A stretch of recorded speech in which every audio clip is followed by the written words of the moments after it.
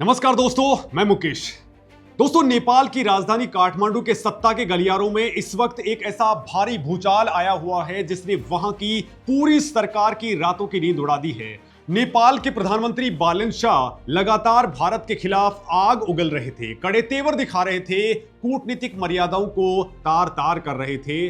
लेकिन दोस्तों, भारत ने बिना कोई शोर मचाए सीधे नेपाल की सत्ताधारी राष्ट्रीय स्वतंत्र पार्टी यानी कि आरएसपी के अध्यक्ष रवि लामिछाने का नई दिल्ली में ऐसा भव्य और शाही स्वागत कर दिया जिसे देख करके खुद नेपाल की सरकार अंदर तक हिल गई है। एक तरफ बालेन शाह भारत को आंखें दिखाने की कोशिश कर रहे हैं और दूसरी तरफ उन्हीं के गठबंधन के सबसे अहम नेता पर भारत ने ऐसा कूटनीतिक दांव चल दिया है जिसने काठमांडू से लेकर के दिल्ली तक हर किसी को हैरान कर दिया है। लेकिन यहां पर दोस्तों कुछ सवाल क्रिएट होते हैं कि आखिर नेपाल की राजनीति में भारत ने अचानक से ऐसा कौन सा मास्टर स्ट्रोक खेल दिया है जिससे बालेन शाह की कुर्सी पर ही सीधा खतरा मंडराने लग गया है। और एक पार्टी अध्यक्ष का दिल्ली में ऐसा शाही स्वागत क्यों किया गया जो आमतौर पर किसी देश के प्रधानमंत्री या राष्ट्रपति को ही मिलता है। अब दोस्तों, इस पूरी राजनीतिक हलचल को बहुत ही बारीकी से और सीधे शब्दों में समझते हैं तो नेपाल की राजनीति के अंदर राष्ट्रीय स्वतंत्र पार्टी एक बहुत बड़ा और ताकतवर नाम बनकर के उभरी है। इसी पार्टी के अध्यक्ष रवि लामिछाने जब नई दिल्ली पहुंचे तो उनको जो सम्मान मिला वो सामान्य बात नहीं थी। भारतीय जनता पार्टी के दफ्तर में जब रवि लामिछाने ने कदम रखा तो उन पर लगातार फूलों की बारिश की गई। बीजेपी के वरिष्ठ नेता नितिन नवीन ने उनका बेहद गर्मजोशी के साथ में स्वागत किया। लेकिन इसकी असली कहानी इसके बाद में शुरू होती है।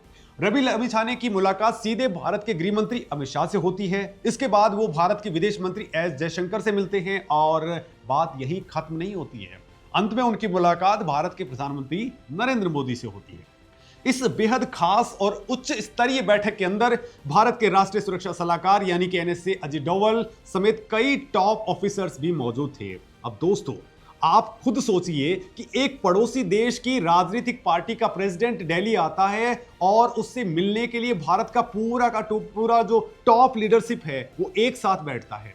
ऐसा शाही स्वागत और इतना भारी भरकम प्रोटोकॉल सिर्फ गर्मजोशी दिखाने के लिए नहीं होता है, इसके पीछे बहुत गहरे और कड़े संदेश छुपे हुए होते हैं। दोस्तों, कूटनीति की दुनिया में कोई भी मुलाकात बेवजह नहीं होती और रवि लामिछाने को जो तवज्जो भारत ने दी है उसने नेपाल की सत्ताधारी आरएसपी के अंदरूनी हालात और खास करके प्रधानमंत्री बालेन शाह के साथ उनके रिश्तों को लेकर के अटकलों का बाजार पूरी तरह से गर्म कर दिया है। दोस्तों, इस पूरी तस्वीर का दूसरा और सबसे अहम पहलू नेपाल के प्रधानमंत्री बालेन शाह का अड़ियल रवैया है। बालेन शाह ने पिछले कुछ वक्त से एक अजीब सी जिद पकड़ी हुई है कि वो सिर्फ विदेशी राष्ट्राध्यक्षों से ही मुलाकात करेंगे। उन्होंने अपने इसी अहंकार में कूटनीति के एक बहुत बड़ी गलती कर दी है। दोस्तों, पिछले ही महीने जब भारतीय विदेश सचिव विक्रम मिस्री नेपाल के दौरे पर जाने वाले थे तो बालेन शाह ने उनसे मिलने से साफ इनकार कर दिया। नतीजा ये हुआ कि भारतीय विदेश सचिव का काठमांडू दौरा ही रद्द हो गया। एक पड़ोसी और सबसे बड़े सहयोगी देश के इतने वरिष्ठ अधिकारी का इस तरह से अपमान करना कोई छोटी बड़ी बात नहीं थी। इसके ठीक बाद बालेन शाह ने नेपाल की संसद में भारत के साथ सीमा विवाद का मुद्दा उठा दिया जिस पर भारी विवाद खड़ा हुआ। बालेन शाह जानबूझ करके भारत विरोधी भावनाएं भड़का करके अपनी राजनीति को चमकाने की कोशिश कर रहे हैं और ठीक इसी तनावपूर्ण माहौल के बीच में रवि लामिछाने दिल्ली पहुंच जाते हैं और उनको पलक पावड़ों पर बिछा लिया जाता है। दोस्तों, ये भारत की तरफ से बालेन शाह को दिया गया एक बहुत बड़ा क्लियर और करारा जवाब है। भारत ने ये दिखा दिया है कि अगर मौजूदा नेतृत्व कूटनीतिक भाषा नहीं समझेगा तो दिल्ली के पास में नेपाल की राजनीति में दूसरे मजबूत और समझदार विकल्प मौजूद हैं। भैया, रवि लामिछाने को मंच देकर के भारत ने नेपाल की सत्ता को ये एहसास करवा दिया है कि रिश्ते खराब करने का अंजाम सीधा उनकी कुर्सी के ऊपर है। नेपाल की राजनीति के जानकारों और पूर्व राजनयिकों की माने तो ये भारत की एक बहुत ही सधी हुई और पुरानी रणनीति है। दिल्ली में नेपाली दूतावास में काम कर चुके एक वरिष्ठ नेपाली राजनयिक का कहना है कि जब भी काठमांडू में कोई बड़ा राजनीतिक बदलाव होने वाला होता है या हालात बदलते हैं तो नई दिल्ली हमेशा नए और उभरते हुए नेतृत्व के साथ सीधा संवाद कायम करती है। इतिहास भी गवाह है कि संविधान सभा चुनाव के बाद जब माओवादी ताकत सत्ता में आए थे तब भी भारत ने तुरंत उनके साथ में बातचीत शुरू कर दी थी, और इसके बाद जब नेपाल कम्युनिस्ट पार्टी सबसे ज्यादा मजबूत दल के रूप में उभरी तब भी भारत ने बिना कोई वक्त गवाए उनके साथ में रिश्ते साधे थे। आज जब नेपाल में आरएसपी एक बड़ा फैक्टर बन गई है और बालेन शाह लगातार गलतियां कर रहे हैं, तो भारत ने भविष्य के राजनीतिक समीकरणों को ध्यान में रखते हुए रवि लामिछाने पर अपना हाथ रख दिया है। दोस्तों, इस कहानी का सबसे दिलचस्प मोड़ यह है कि नेपाल में अगले 1 महीने में आरएसपी अपना आम अधिवेशन करने जा रही है, और इस अधिवेशन के अंदर पार्टी के नेतृत्व और भविष्य की दिशा पर बहुत बड़ा फैसला होना है। ऐसे में दोस्तों, बेहद नाजुक और अहम समय से ठीक पहले रवि लामिछाने का दिल्ली आना और भारत के शीर्ष नेताओं का उन पर भरोसा जताना नेपाल की अंदरूनी राजनीति के लिए एक बहुत बड़ा गेम चेंजर साबित होने वाला है। भारत के प्रधानमंत्री, गृह मंत्री, विदेश मंत्री और राष्ट्रीय सुरक्षा सलाहकार के साथ में हुई इस बैठक में यकीनन दोनों देशों के सुरक्षा हितों, भविष्य की योजनाओं और नेपाल में राजनीतिक स्थिरता को लेकर के बेहद गंभीर चर्चा हुई है।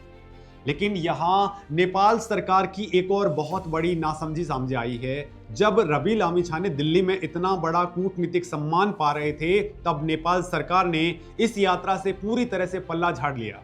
नेपाल सरकार के प्रवक्ता सस्मित पोखरेल ने मीडिया के सामने आकर के बयान दे दिया कि लामिछाने की ये यात्रा पूरी तरह से निजी यात्रा है और इसका सरकार से कोई लेना देना नहीं है। नेपाल सरकार के इस बयान की खुद काठमांडू में भारी आलोचना हो रही है। नई दिल्ली में नेपाल के पूर्व राजदूत दीप कुमार उपाध्याय ने साफ शब्दों के अंदर कहा है कि नेपाल सरकार ने लामिछाने की यात्रा की जिम्मेदारी ना लेकर के एक ऐतिहासिक भूल की है। जब आपका कोई नेता दूसरे देश में जाकर के वहां के प्रधानमंत्री और शीर्ष सुरक्षा अधिकारियों से मिल रहा होता है, तो उसे सरकार के विशेष प्रतिनिधि का दर्जा दिया जाना चाहिए था। इससे दोनों देशों के बीच की दूरियां कम होती और रिश्ते सुधारने का एक बहुत बड़ा मौका मिलता। लेकिन बालेन शाह सरकार ने अपने अहंकार में ये मौका भी अब गंवा दिया है।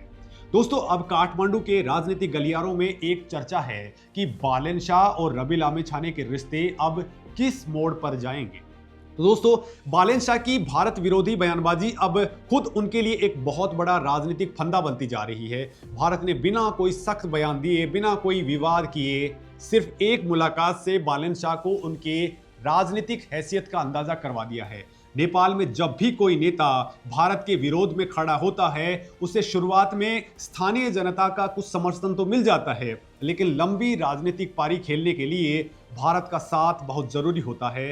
नेपाल की अर्थव्यवस्था, सुरक्षा और विकास पूरी तरह से भारत से जुड़ा हुआ है। ऐसे में बालेन शाह की नीतियां अब उन्हें पूरी तरह से अलग थलग कर रही हैं। दोस्तों, भारत ने रवि लामिछाने को महत्व देकर के एक बात बिल्कुल साफ कर दी है कि नई दिल्ली हमेशा नेपाल के उन नेताओं का स्वागत करेगी जो विकास, शांति और आपसी सहयोग में विश्वास रखते हैं। जो नेता सीमा विवाद जैसे संवेदनशील मुद्दों को बेवजह उठाकर के राजनीतिक रोटियां सेकना चाहते हैं, उनके लिए दिल्ली के दरवाजे बंद हो सकते हैं। रवि लामिछाने की ये यात्रा सिर्फ एक शिष्टाचार भेंट नहीं थी, बल्कि ये नेपाल की आने वाली राजनीति का एक ब्लूप्रिंट है। भारत ने ये क्लियर संकेत दे दिया है कि वो नेपाल में एक स्थिर और सहयोगी सरकार चाहता है, और इसके लिए वो नए चेहरों और नई पार्टियों के साथ में अपने समीकरण मजबूत कर रहा है। अब दोस्तों, बालेन शाह के सामने सबसे बड़ा संकट यह है कि वो अपनी ही सरकार में अलग थलग पड़ते जा रहे हैं। अगर आरएसपी ने अपना समर्थन वापस लेने या सरकार की नीतियों का विरोध करने का फैसला कर लिया, तो इस बालेन शाह की कुर्सी ताश के पत्तों की तरह ढह जाएगी। कूटनीति के इन खेल में बालेन शाह ने जो चालें चली थी, वो अब उन्हीं पर भारी पड़ती जा रही हैं। भारत का रुख एकदम क्लियर है। वो नेपाल की जनता के साथ खड़ा है और उन नेताओं का समर्थन कर रहा है जो एक सकारात्मक दृष्टिकोण रखते हैं। रवि लामिछाने की इस यात्रा ने नेपाल की राजनीति में एक नए अध्याय की शुरुआत की है, जिसके परिणाम कुछ आने वाले वक्त के अंदर या कुछ हफ्तों के अंदर दिखने भी लग जाएंगे। दोस्तों, ये पूरा का पूरा घटनाक्रम एक मुलाकात तक सीमित नहीं है, बल्कि ये एशिया की राजनीति के जो रिश्ते हैं उनके अंदर बहुत बेहतरीन एग्जाम्पल है। भारत ने अपनी विदेश नीति को बहुत ही आक्रामक लेकिन बेहद शांत तरीके से लागू किया हुआ है। बालेन शाह की सरकार को अब ये समझ आ गया होगा कि अंतर्राष्ट्रीय कूटनीति में सिर्फ बयानबाजी नहीं चलती है, बल्कि जमीनी हकीकत को समझना पड़ेगा। नेपाल को भारत की जरूरत हमेशा से रहेगी और जो नेता इस बात को नजरअंदाज करेगा उसका राजनीतिक भविष्य कभी भी खतरे के अंदर पड़ सकता है। अब सवाल ये उठता है कि क्या बालेन शाह अपनी इस गलती से कोई सबक सीखेंगे? क्या वो अपनी भारत विरोधी बयानबाजी को रोक करके रिश्तों को सुधारने की कोशिश करेंगे, या फिर रवि लामिछाने के नेपाल लौटते ही वहां की राजनीति में कोई बड़ा भूचाल आने वाला है? दोस्तों, नेपाल की संसद से लेकर के सड़कों तक अब हर तरफ इसी बात पर नजर टिकी हुई है कि आरएसपी के आगामी अधिवेशन के बाद नेपाल की राजनीति किस करवट बैठेगी। वैसे बड़ी बात यह है दोस्तों कि अब नेपाल सरकार ने अपने विदेश मंत्री को भारत भेजने का फैसला किया है और बहुत जल्द वो भारत भी आने वाले हैं। लेकिन दोस्तों, दूसरी तरफ बालेन शाह की कुर्सी बचेगी या जाएगी, ये तो आने वाला वक्त ही बताएगा। लेकिन एक बात तय है कि काठमांडू में राजनीति का एक नया और बेहद रोमांचक खेल शुरू हो चुका है, जिसका क्लाइमेक्स अभी बाकी है। दोस्तों, आपको क्या लगता है, क्या बालेन शाह कुर्सी बचाने के लिए भारत के सामने झुकने को मजबूर हो जाएंगे, या फिर नेपाल की राजनीति में कोई नया प्रधानमंत्री चेहरा देखने को मिलेगा? अपनी राय कमेंट में जरूर लिखिए। नमस्कार दोस्तों।